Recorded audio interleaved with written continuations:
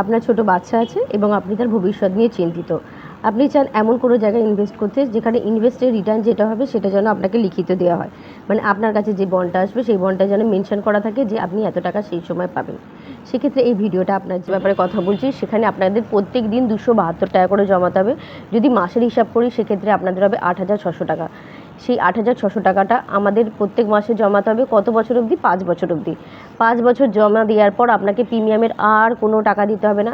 আপনি 21 বছর পর গিয়ে পাবেন 13 লাখ টাকা।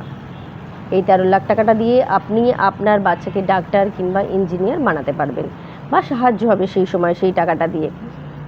যে প্ল্যানটার ব্যাপারে আমি আপনাদের সাথে কথা বললাম সেটা হলো এলআইসির অমৃত বাল প্ল্যান।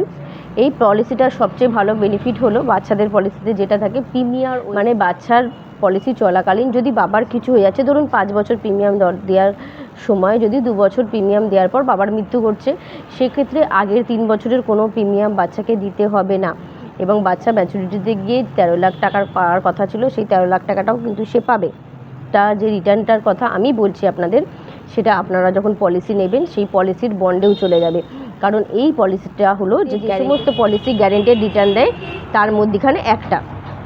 এই পলিসিটার ব্যাপারে বিস্তারিত জানতে বা এই পলিসিটা নিতে আপনারা আমার সাথে যোগাযোগ করতে পারেন।